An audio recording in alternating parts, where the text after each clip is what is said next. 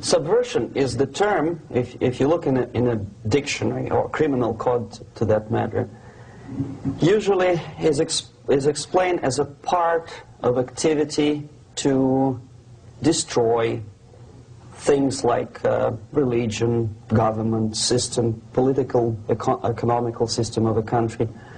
And usually it's linked to espionage and such romantic things as blowing up bridges, sidetracking trains, cloak and dagger activity in Hollywood style. What I'm going to talk about now has absolutely nothing to do with the cliché of espionage or KGB activity of collecting information. So the greatest mistake or misconception, I think, is that whenever we are talking about KGB, for some strange reason, starting from Hollywood movie makers to professors of political science and quote-unquote experts on Soviet affairs, or Kremlinologists as they call themselves, they think that the most desirable thing for Andropov and the whole KGB is to steal blueprints of some supersonic jet, bring it back to Soviet Union and sell it to the Soviet military-industrial complex. It's only partly true. If we take the whole time, money, and manpower that the Soviet Union and KGB in particular spends outside of USSR border, we will discover, of course there are no official statistics unlike with CIA or FBI, that the espionage as such occupies only 10 to 15% of money, time, and manpower. 15% of the activity of KGB. The rest, 85%, is always subversion. And unlike a dictionary of English, Oxford Dictionary, subversion in Soviet terminology means always a destructive, aggressive activity aimed to destroy the country, nation, or geographical area of your enemy. So there's no romantics in there, absolutely. No blowing up bridges, no microfilms in Coca-Cola cans, nothing of that sort. No James Bond nonsense. It's most of this activity is overt, legitimate, and easily observable if you give yourself time and trouble to observe it. But according to the law and law enforcement systems of the Western civilization, it's not a crime. Exactly because of misconception, manipulation of terms. We think that subverter is a person who is going to blow up our beautiful bridges. No. Subverter is a student who comes for exchange, a diplomat, an actor, an artist, a journalist like myself was 10 years ago. Now, subversion is an activity which is a two-way traffic. You cannot subvert an enemy which doesn't want to be subverted. If you know history of Japan, for example, before 20th century, Japan was a closed society. The moment a foreign boat comes to the shores of Japan, the Imperial Japanese Army politely tells them to get lost. And if American salesman comes to the shore of Japan, let's say 60 or 70 years from now back, and says, oh, I have a very beautiful vacuum cleaner for you, with the good financing, he says, please leave us, we don't need your vacuum cleaner. If they don't leave, they shoot them to preserve their culture, ideology, traditions, values intact. You were not able to subvert Japan. You cannot subvert Soviet Union because the borders are closed. The media is censored by the government. The population is controlled by the KGB and internal police. With all the beautiful glossy pictures of Time magazine and Magazine America, which is published by the American embassy in Moscow, you cannot subvert Soviet citizens because the magazine never reaches Soviet citizens. It's collected from the newsstands and thrown to garbage can. Subversion can be only successful when the initiator, the actor, the agent of subversion has a responsive target. It's a two-way traffic. United States is a receptive target of subversion.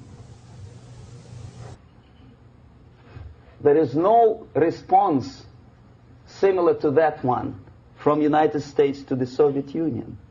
It stops halfway somewhere. It never reaches here. The theory of subversion goes all the way back 2,500 years ago. The first human being who formulated the tactics of subversion was a Chinese philosopher by the name of Sun Tzu.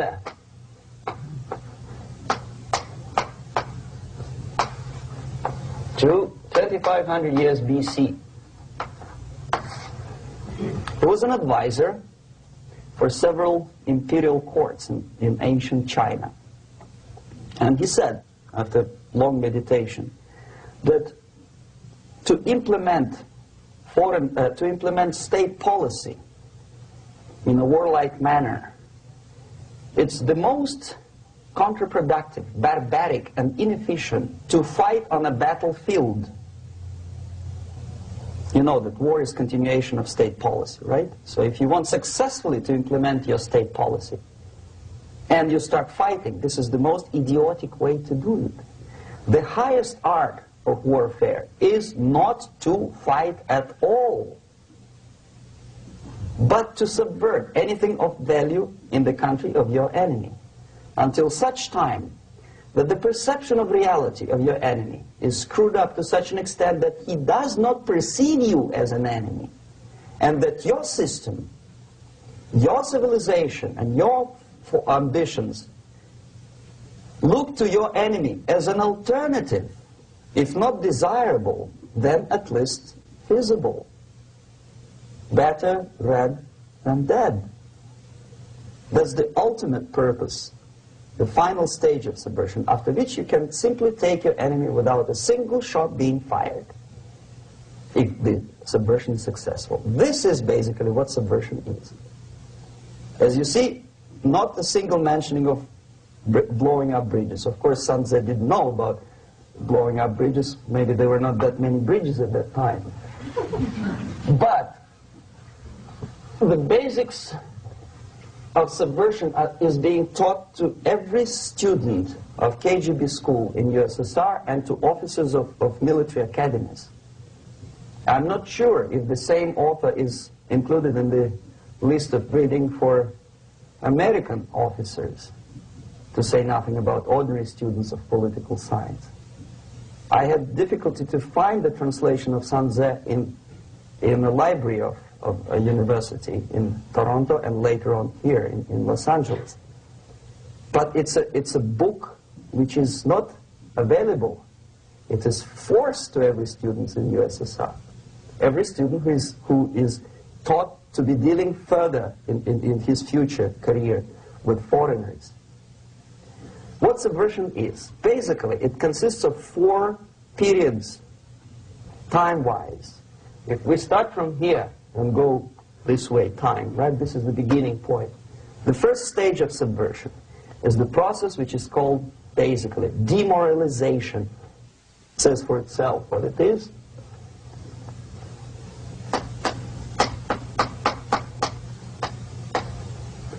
It takes from, say, 15 to 20 years to demoralize a society. Why 15 or 20 years?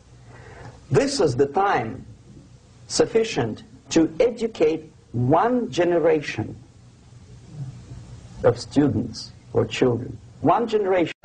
One lifetime span of a person, a human being, which is dedicated to study, to shaping up the outlook, ideology, personality. No more, no less. Usually it takes from 15 to 20 years. What it includes? It includes influencing, or by various methods, infiltration, propaganda methods, direct contacts, doesn't really matter. I will describe them later. Of various areas where public opinion is formulated or shaped. Religion, educational system, social life, administration, law enforcement system, military, of course, and labor and employer relations, economy. Okay? 5 areas. I will not write them down because we will not have enough space. Sometimes when I describe all the methods, students ask me question, are you sure this is the result of the Soviet influence? Not necessarily. You see, the tactic of subversion, about which I'm talking, is similar to the martial art, the Japanese martial art. If some of you are familiar with that tactic, probably you will remember that if an enemy is bigger and heavier than yourself, it would be very painful to resist his direct strike. If a heavier person wants to strike me in the face, it would be very naive and counterproductive to stop his blow. The Chinese and Japanese judo art tells us what to do. First to avoid the strike, then to grab the fist and continue his movement in the direction where it was before, right? Until the enemy crashes in the wall. You see? So, what happens here? The target country obviously does something wrong. If it's a free democratic society, there are many different movements within the society. There are obviously, in every society, there are people who are against this society. They may be simple criminals, ideologically in disagreement with the state policy, conscientious enemies, simply psychotic personalities who are against anything. Right? And finally, there are a small group of agents of a foreign nation, bought, subverted, recruited. Right? The moment all these movements will be directed in one direction, right?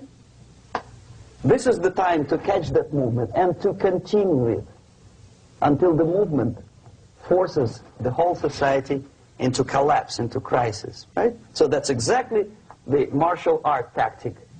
We don't stop an enemy. We let him go. We help him to go in the direction we want them to go. Okay? So, on the stage of demoralization, obviously there are tendencies in each society, in each country, which are going to opposite direction from the basic moral values and principles. To take advantage of these movements, to capitalize on them, is the main purpose of the originator of subversion.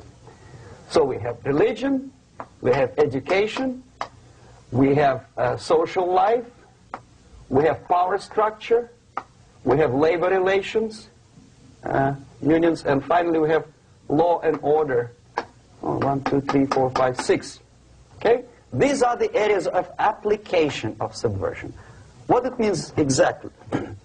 In case of religion, destroy it, ridicule it, replace it with various sects, cults, which bring people's attention, faith, whether it is naive, primitive, doesn't really matter. As long as the basically accepted religious dogma is being slowly eroded and taken away from the supreme purpose of religion, to keep people in touch with the supreme being, that serves the purpose.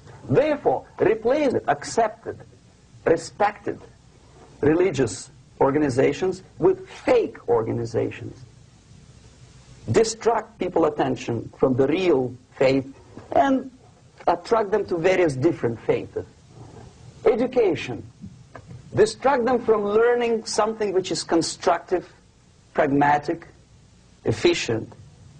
Instead of mathematics, physics, foreign languages, chemistry, teach them history of urban warfare, natural food, home economy, your sexuality, anything, as long as it takes you away, okay, Social life. Replace traditionally established institutions and organizations with fake organizations. Take away the initiative from people. Take away the responsibility from naturally established links between individuals, group of individuals, and society at large, and replace them with artificially, bureaucratically controlled bodies. Instead of social life and friendship between neighbors, establish social workers institutions. People who are on payroll of whom? Society? No. Bureaucracy. The main concern of social workers is not your family, not you, not social relations between groups of people. The main concern is to get the paycheck from the government. What will be the result of their social work doesn't really matter. They can develop all kind of concepts to show to the government and to the people that they're useful. Okay, away from the natural links, power structure. Okay, the natural bodies of administration, which are traditionally either elected by people at large or appointed by elected leaders of society, are being actively substituted by artificial bodies. The bodies of people, groups of people, whom nobody elected. Never. As a matter of fact, most of the people don't like them at all, and yet they exist. One of such group is media. Who elected them? How come they have so much power? Almost monopolistic power on your mind. They can rape your mind. But who elected them? How come they have a nerve to decide what is good and what is bad for the elected by you, president, and his administration? Who the hell are they? Spiro Agnew, who was hated by the liberal left, called them a bunch of enfeebled snobs. And that's exactly what they are. They think they know. They don't. The level of mediocrity. In a big establishment like New York Times, Los Angeles Times, major television network, you don't have to be excellent journalist. You have to be exactly a mediocre journalist. That's easier to survive. There's no competition anymore. You have your good, nice income, $100,000 a year. That's it. Whether you are better or worse doesn't really matter anymore. As soon as you're smiling to the camera and do your job. That's it. No more competition. Power structure slowly is eroded by the bodies and groups of people who do not have neither qualification nor the will of people to keep them in power, and yet they do have power. Okay. Together with that, there is another process. Law enforcement, law and order organization and structure is being eroded. For the last 20, 25 years, if you see old movies and new movies, you can see that in new movies, a policeman, an officer of the United States Army looks dumb, angry, psychotic, paranoid. A criminal looks nice, kind of, well, he smokes hash and shoots the whatever drug, but basically he's a nice human being. He's creative. And he's unproductive only because society oppresses him. Whereby a general of Pentagon is always, by definition, a dumb, a war maniac. A policeman is a pig, rude policeman. He abuses his power. You know? A generalization like that. The hatred, the mistrust to the people who are supposed to protect you and enforce law and order. Moral relativity. The Angelo Buono process lasted 2 years in Los Angeles. Relativity. The Angelo Buono process lasted 2 years in Los Angeles. And yet there are still some lawyers who say, look, he's a nice character, as a matter of fact. There was some witness who said, also a criminal, who said, well, he's a nice guy. I asked him one day to burn a house of my enemy, and he wouldn't do it. Nice fella. Erosion. A slow substitution of basic moral principles, whereby a criminal is not a criminal, actually. He's a defendant. Even if his guilt is proven, there is still a doubt to kill or not to kill, to be or not to be. Thou shalt not kill, yes, but this line may not necessarily be applicable to a murderer. Thou shalt not murder. That should be the presumption, not that thou shalt not kill. Okay, labor relations. At this stage, within 15 to 20 years, we destroy the traditionally established links of bargaining between employer and employee. The classical Marxist-Leninist theory of natural exchange of goods. A person A has 5 sacks of grain and person B has 5 pairs of shoes. And the natural exchange without money is when they bargain between each other. And only with the introduction of the third force, C, an entirely third foreign stranger who says, no, don't give him 5 sacks of grain, give it to me. And you give me your 5 pairs of shoes, and I will distribute it accordingly. So that the economy will go. This is the death of natural exchange, death of natural bargaining. Well, trade unions were established 100 years ago. The objective was to improve working conditions and to protect the rights of workers from those employers who were abusing their right because they had more money. Objectively, at that time, initially, the trade union movement did work. What we see now is that the bargaining process is no longer resulting in the compromise, which is leading objectively to betterment of working conditions and increase of salary. What we see is that after each prolonged strike, the workers lose. Even if they have 10% increase of their salaries, they cannot catch up due to inflation and due to missed time. More than that, millions of people suffer from that strike because economy now is interdependent. It's intertwined like one body.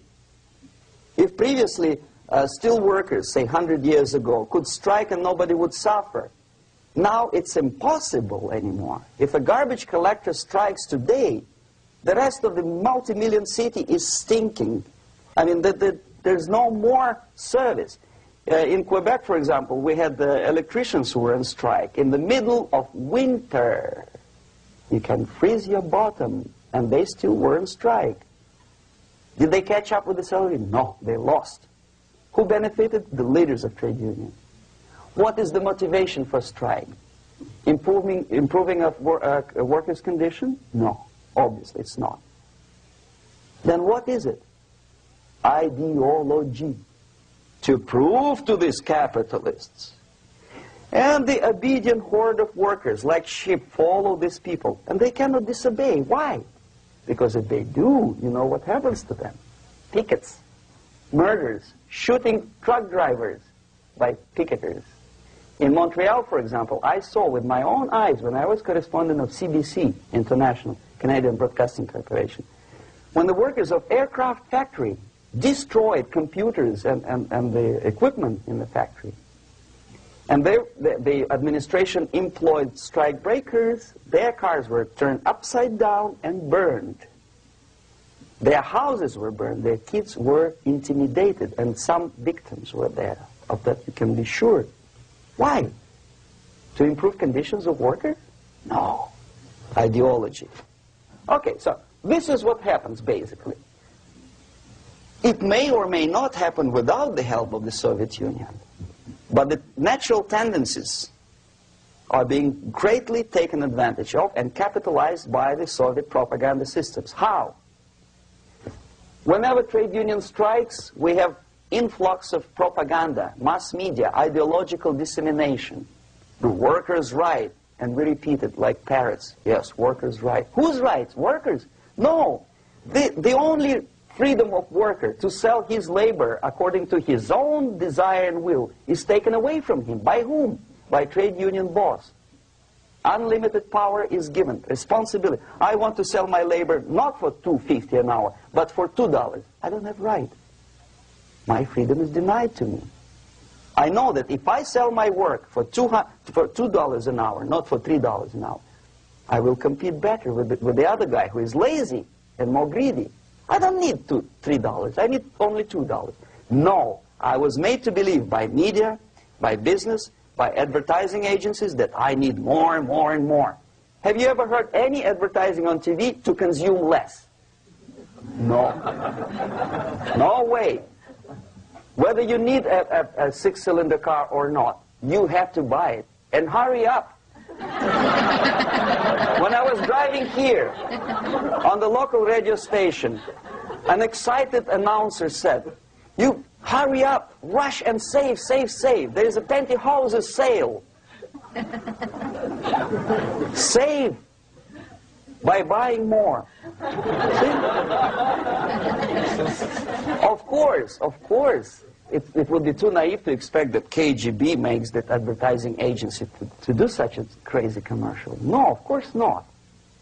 But what we did when I was working for Novosti Press, we would snow plow editorial offices, student organizations, religious groups with literature of class struggle, if not directly Marxism-Leninism propaganda, then a propaganda of a legitimate aspirations of working class, betterment of life, equality.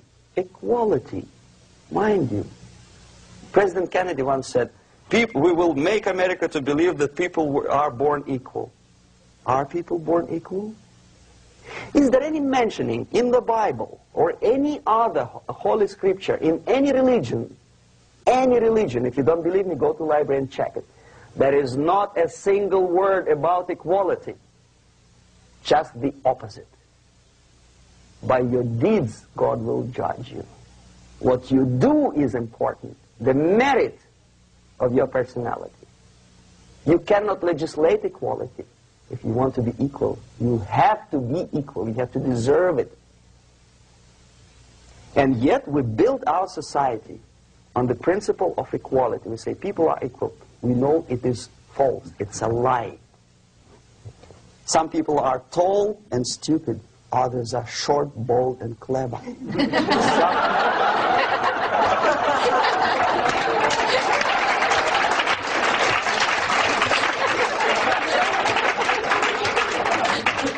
If we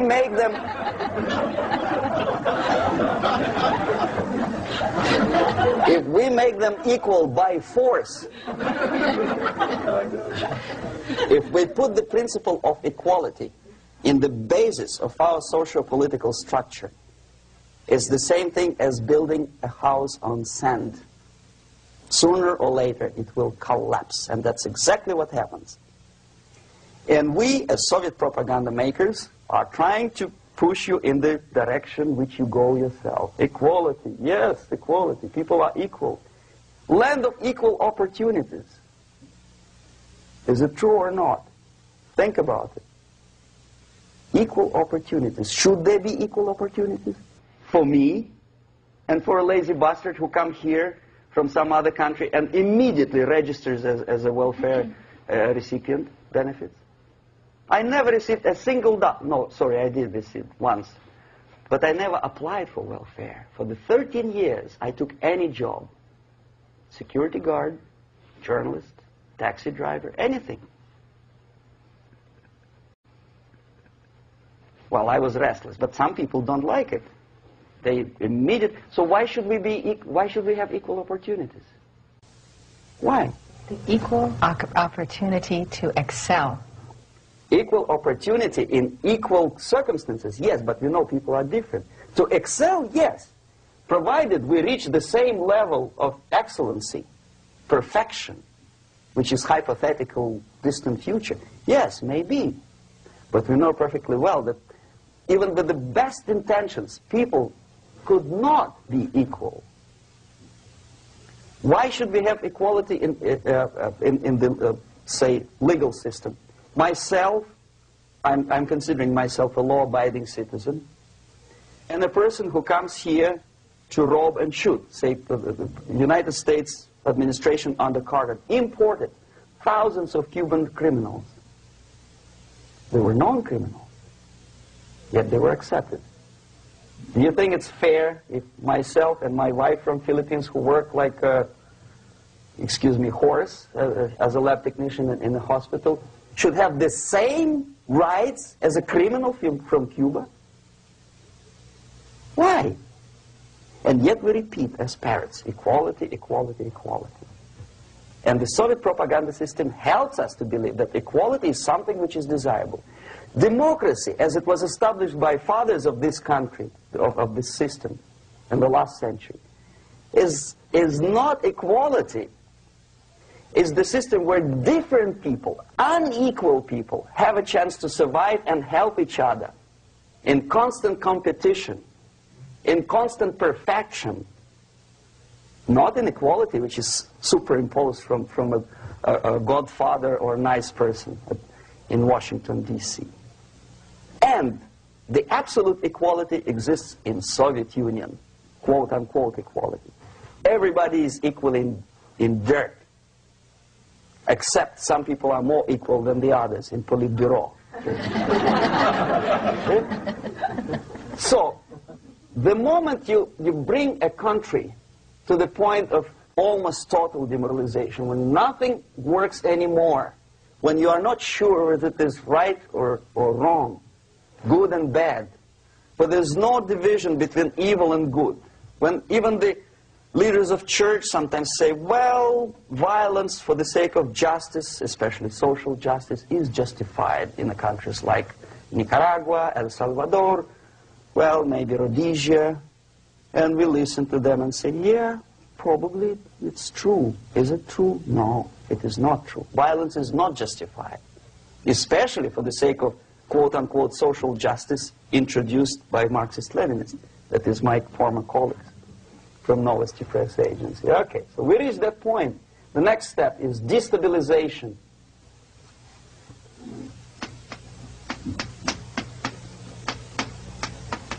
Again, this word says for itself what it is. To destabilize all the relations, all the accepted institutions and organizations in a country of your enemy.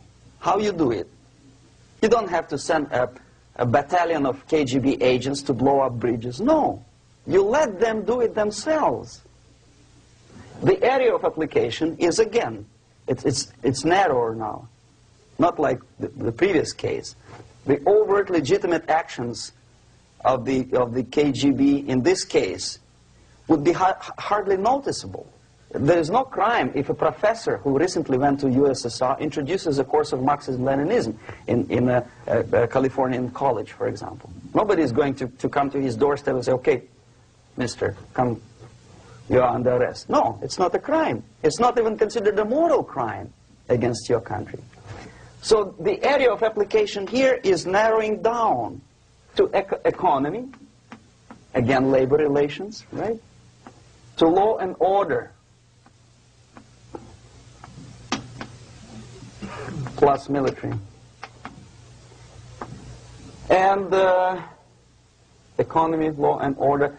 Yes, and again, the media, but wider scope, little bit different. I'll explain later. Okay, basically 3 areas. Economy. The radicalization of bargaining process. If on that stage we still could achieve, theoretically, some positive compromise between the negotiating sides with say, the arbitrary introduction of arbitrary judges, a third side, objectively judging the demands of both sides. Here it's radicalization. On the stage of destabilization, we cannot come to compromise even within a family. The husband and wife couldn't figure out which is better. Husband wants his kids to eat at the table, and wife wants a child to roam around the room and drop food all over the floor. They cannot come to compromise unless they start a fight. It's impossible to reach a compromise, constructive compromise, between neighbors. Some people say, I don't like you to watering your lawn at that time because exactly at that time I'm walking my dog and he's getting nervous. He cannot pass his bowels, you know. So they cannot compromise. They go to a civil court or something like that. radicalization of human relations. No more compromise. Fight, fight, fight. The normal, traditionally accepted relations are destabilized.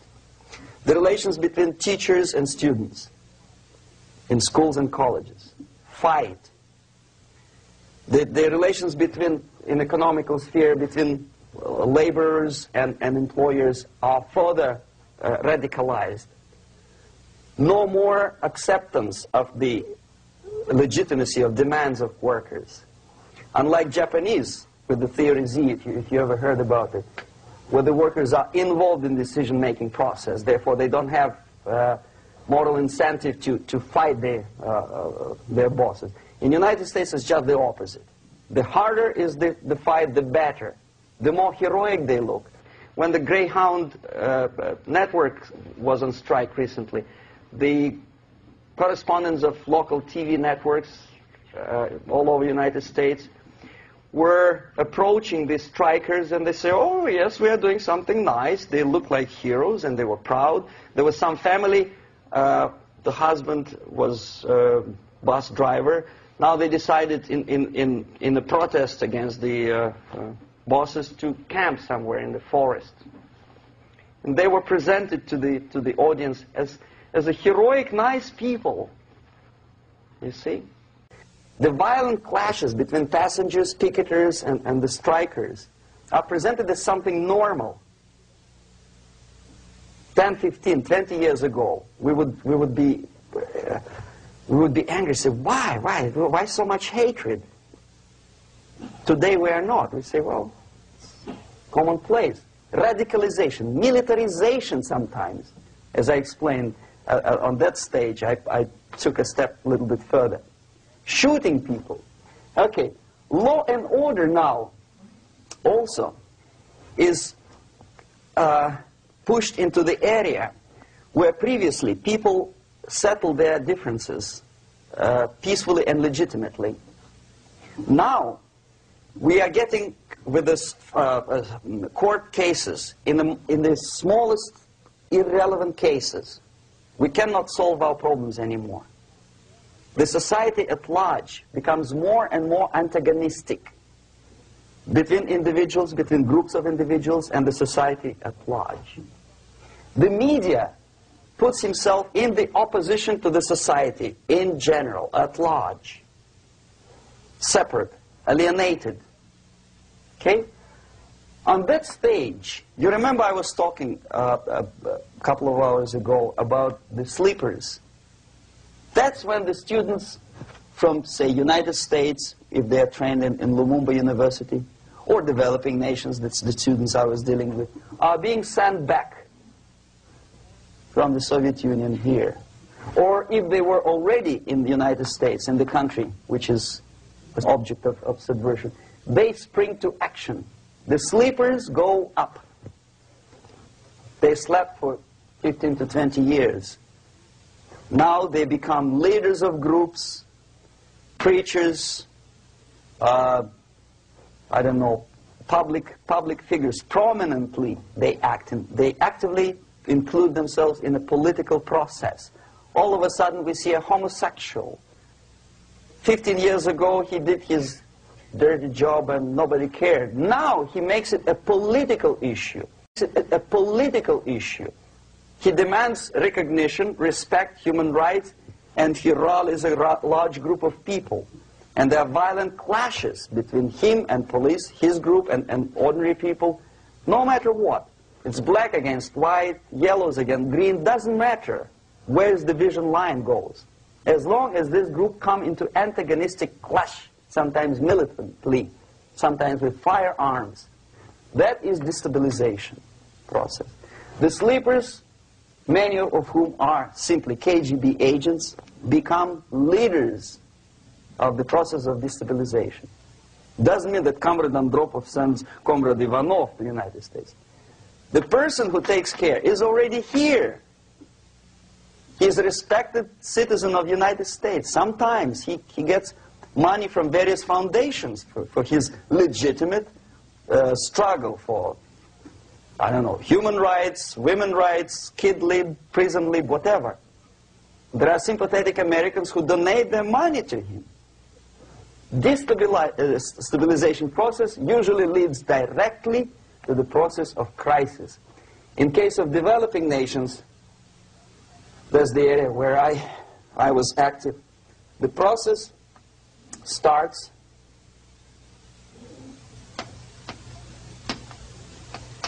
when the legitimate bodies of power, the social structure collapse. It cannot function anymore. So instead, we have artificial body injected into society, such as non-elected committees. You remember I was talking about them here. Social workers who are not elected by people, media who are self-appointed rulers of your opinion, some strange groups which claim that they know how to lead society forward. They don't usually. All they care is how to collect donations and sell their own concocted ideology, mixture of religion and ideology. Here, we have all this artificial body claiming power. If the power is denied to them, they take it by force. In case of Iran, for example, all of a sudden we have revolutionary committees. What kind of revolution? There was no revolution yet, and yet they had the committees. They were taking power of judgment. They had the power of execution, they had the power of legislation, and that they had the power of judicial. All of them combined in one person, who is half-baked intellectual, sometimes graduated from Harvard University or Berkeley. He comes back to his country and he thinks that he knows the answer to all the social, economical problems. Okay? Crisis is when society cannot function any more productively. It collapses, obviously. That's the word for crisis. So therefore, the population at large is looking for a savior. The religious groups are expecting a Messiah to come. The workers say, we have family to feed. Let's have a strong government, maybe socialist government, centralized. When somebody put the employers on their place and let us work. We are sick and tired of going to strike and missing overtime and all that stuff. We need some strong man, strong government, a leader, a savior is needed. Population is sick and tired already. And here we are. We have a savior. Either a foreign nation comes in, or the local group of leftists, Marxists, no matter what they call themselves, Sandinista, a reverend or some sort, Bishop Muzureva, like in Zimbabwe, doesn't matter. A savior comes and says, I will lead you. So we have two alternatives here. Civil war and invasion. Okay? See how it goes? Civil war, we know what it is. Lebanon is the best example. The civil war, which was artificially implanted in Lebanon by injection of force of PLO, Palestinian Liberation Organization. Invasion we have in many other countries like Afghanistan, name any East European country, it was invaded by the Soviet army. But the result is the same. The next stage is normalization. Normalization is a very ironic word, of course. It is borrowed from 1968 situation in Czechoslovakia, when the Soviet propaganda and after them New York Times declared the country is normalized. The tanks moved into Prague, so there's no more Prague Spring, there's no more violence. Normalization.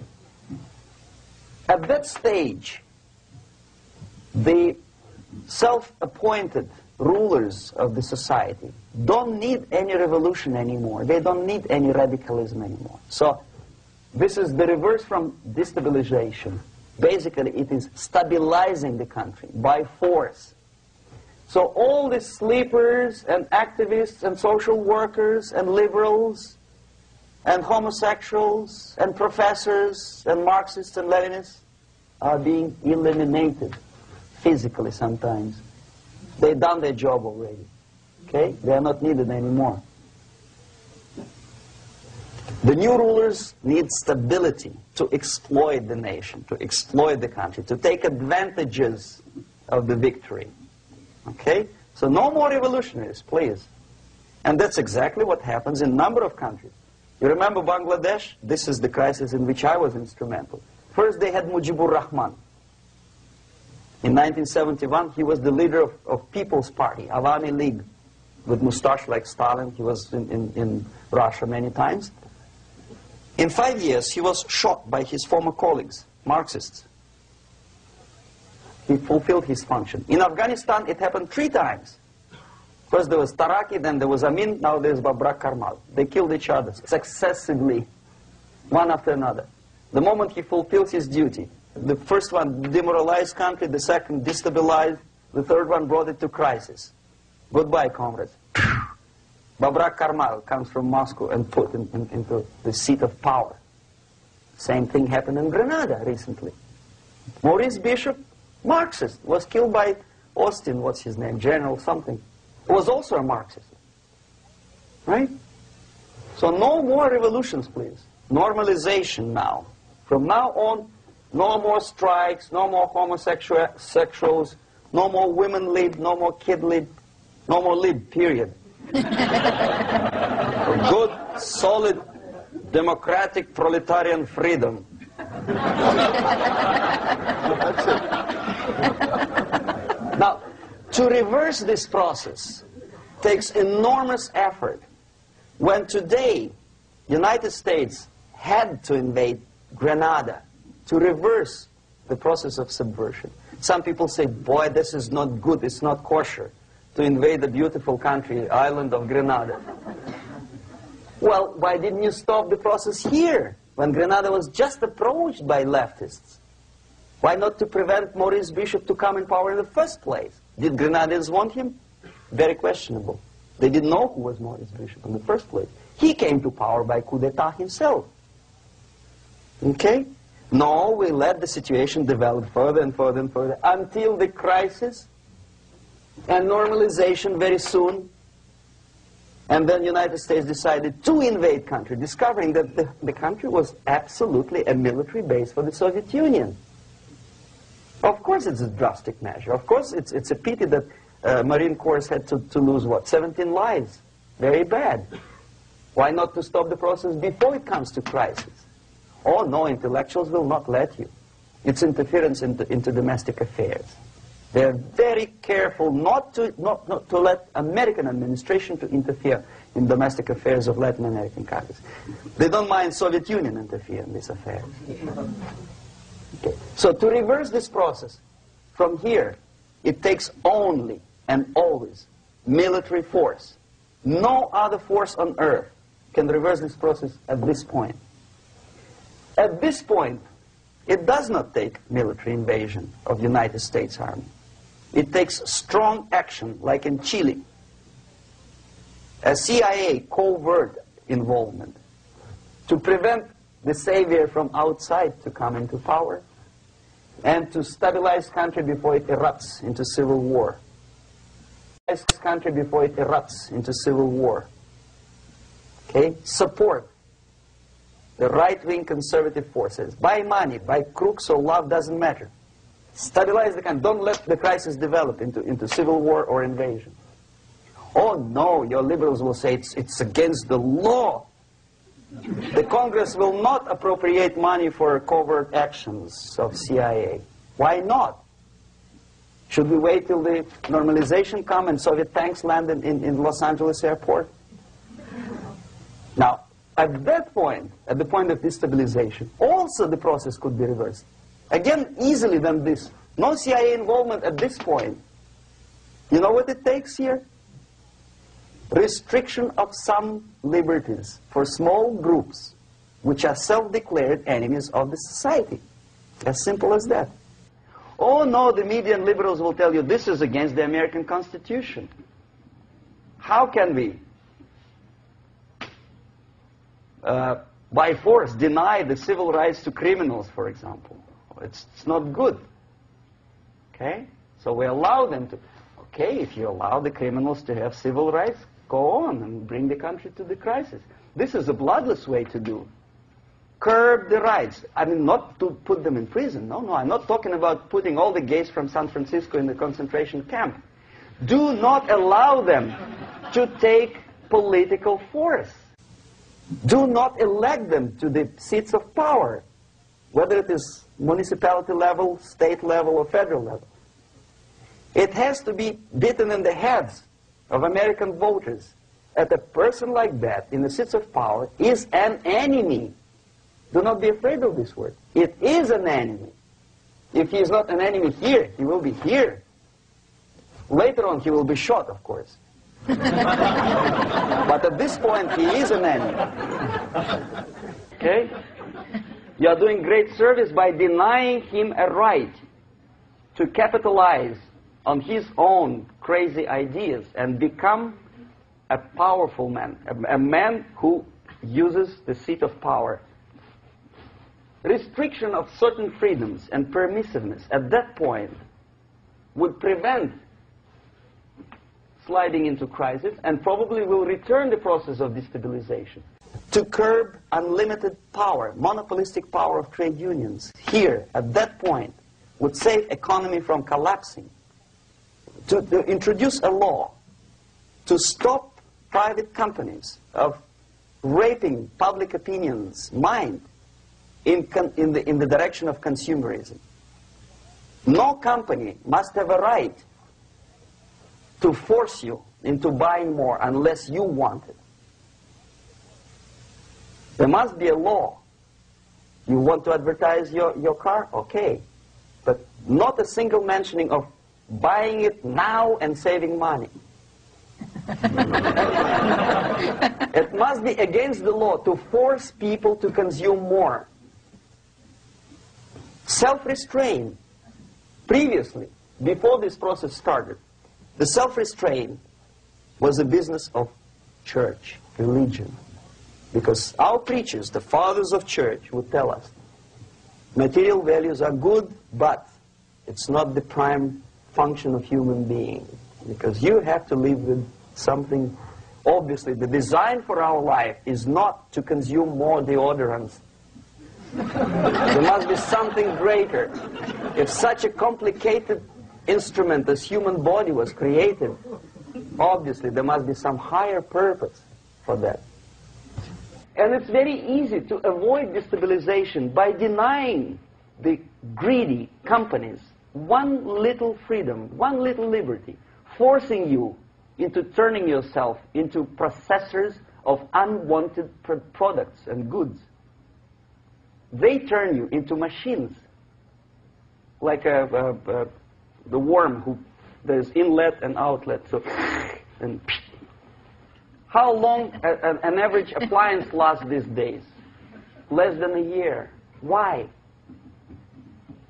Where's workmanship? Well, we want you to buy more. Okay. Destabilization process could be easily overcome if, as I say, the society, by its own will or after persuasion by the leaders, will come to the idea of self-restraint. It's so hard we want to consume more, but you have to.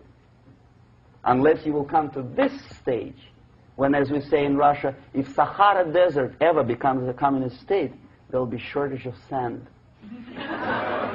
So you have to curb your...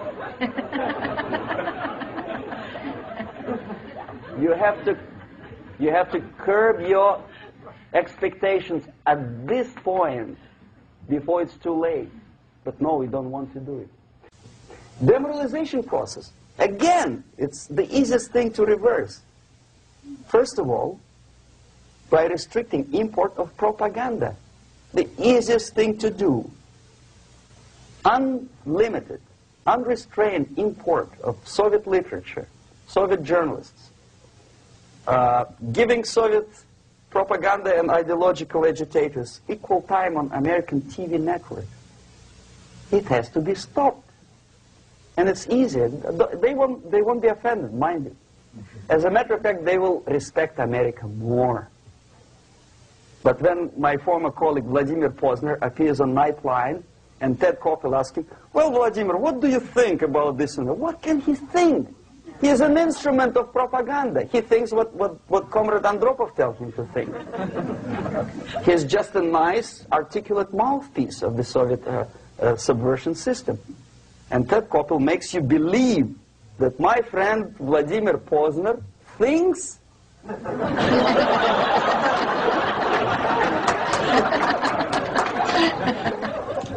the process of demoralization may not have started at all if at that point the country, which is a recipient of subversion, actively, not violently, but actively, prevents importation of foreign ideology. I don't want America to follow the pattern of ancient Japan. You don't have to shoot every foreigner when it approaches the sacred borders of the United States. But when he offers you a junk in the disguise of very shiny something, you have to tell him, no, we have our own junk.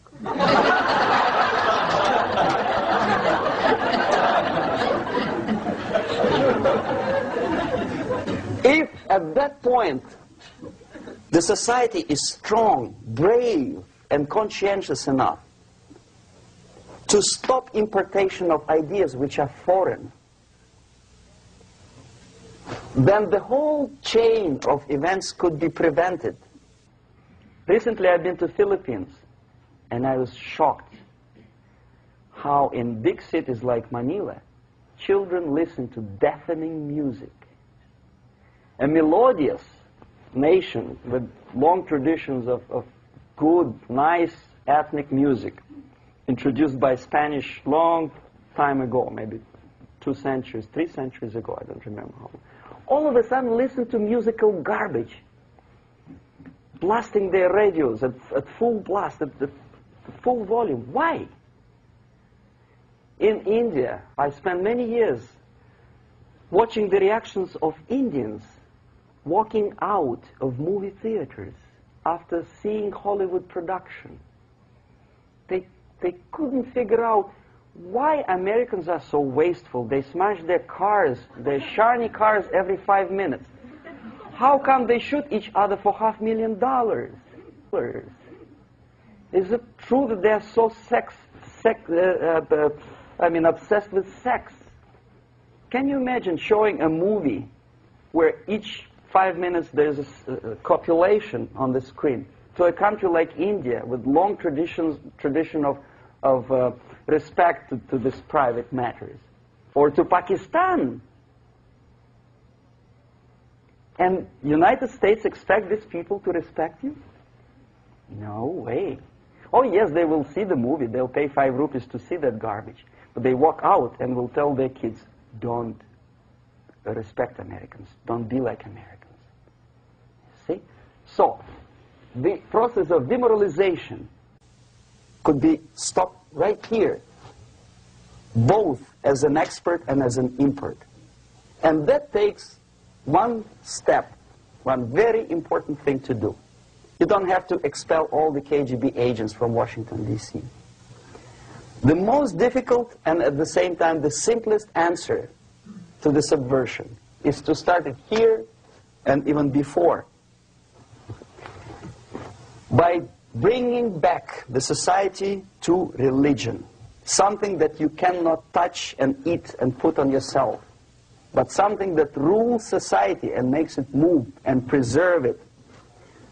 A Soviet scientist, Shafarevich, who has nothing to do with religion, he is a computer scientist, did a very intensive research on the history of socialist countries. He calls socialist or communist any country with a centralized economy and a pyramidal style of power structure. And he discovered, actually he didn't discover it, he just brought to attention of his readers, that civilizations like Mohenjo-Daro in the river Indus area, like Egypt, like Maya, Incas, like Babylonian culture, collapsed and disappeared from the surface of Earth. The moment they lost religion, as simple as that, they disintegrated. Nobody remembers about them anymore. Well, distantly. So, the ideas are moving society and keeping mankind as a society of human beings, intelligent, moral agents of God. The facts, the truth, the exact knowledge may not. All the sophisticated technology and computers will not prevent society from disintegrating and eventually dying out. Have you ever met a person who would sacrifice his life, freedom, for the truth like that? This is truth. I never met a person who said, this is truth and I'm ready to shoot me. To defend the truth. Right? But millions sacrifice their life, freedom, comfort, everything for things like God, like Jesus Christ. It's an honor. Some martyrs in the Soviet concentration camp died. And they died in peace, unlike those who shouted, "Long live Stalin," knowing perfectly well that he may not live long. Something which is not material moves society and helps it to survive. And the other way around, the moment we turn into 2 by 2 is 4 and make it a guiding principle of our life, our existence, we die. Even though this is true, and this we cannot prove. We only can feel and have faith in it. So the answer to ideological subversion, strangely enough, is very simple. You don't have to shoot people, you don't have to aim missiles and Pershings and cruise missiles at Andropov's headquarters. You simply have to have faith and prevent subversion. In other words, not to be a victim of subversion. Don't try to be a person who in judo is trying to smash your enemy and being caught by your hand. Don't strike like that. Strike with the power of your spirit and moral superiority. If you don't have that power, it's high time to develop it. And that's the only answer. That's it. Thank you.